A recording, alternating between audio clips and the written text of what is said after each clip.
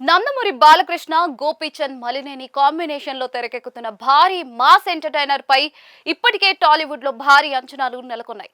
అయితే ఇప్పుడు ఈ ప్రాజెక్ట్ ను మరో ఆసక్తికర అంశం తోడైంది.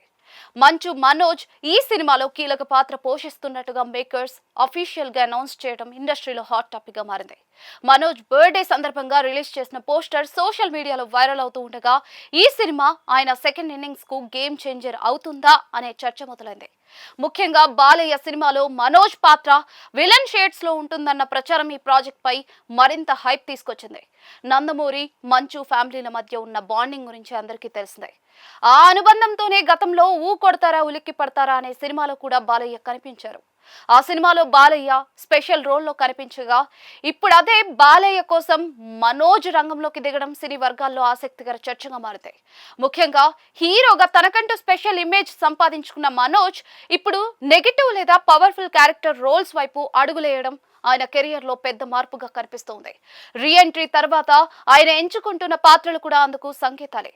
మిరాయి భైరవం సినిమాల్లో మనోజ్ యాక్టింగ్ కు మంచి రెస్పాన్స్ రావడంతో డైరెక్టర్లు ఇప్పుడు ఆయన్ను కేవలం హీరోగా కాకుండా స్ట్రాంగ్ స్క్రీన్ ప్రెజెన్స్ ఉన్న నటుడిగా చూస్తున్నారనే టాక్ వినిపిస్తూ ఉంది. మరోవైపు టాలీవుడ్ లో హీరోలు విలన్ పాత్రల వైపు వెళ్లే ట్రెండ్ కూడా బలపడుతోంది. ఒకప్పుడు హీరో ఇమేజ్ కు భిన్నంగా భావించిన నెగటివ్ రోల్స్ ఇప్పుడు నటుడి సామర్థ్యాన్ని కొత్త స్థాయిలో చూపించే అవకాశాలుగా మారాయి. జగపతి బాబు కెరియర్ కు విలన్ పాత్రలు ఎలా కొత్త జీవం పోసాయో ఆది పినిషెట్టి వంటి నటులు నెగటివ్ రోల్స్ తో ఎలా ప్రత్యేక గుర్తింపు తెచ్చుకున్నారో తెలిసిందే. ఇప్పుడు అదే తరహాలో మనోజ్ కూడా తన సెకండ్ ఇన్నింగ్స్ ను ప్లాన్ చేస్తున్నాడన్న అభిప్రాయం ఇండస్ట్రీలో వ్యక్తమవుతోంది.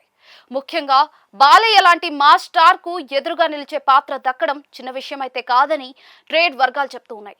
అఫీషియల్ గా సినిమాలో మనోజ్ పాత్రపై క్లారిటీ ఇవ్వకపోయినా కూడా Balayya versus Manoj screen fight మాత్రం థియేటర్లలో హైలైట్ అయ్యే అవకాశం ఉందని అభిమానులు భావిస్తూ ఉన్నారు. అంతేకాదు బాలకృష్ణ సినిమాల్లో స్ట్రాంగ్ విలన్స్ కు ఎప్పుడు కూడా ప్రత్యేక ప్రాధాన్యం ఉంటుంది.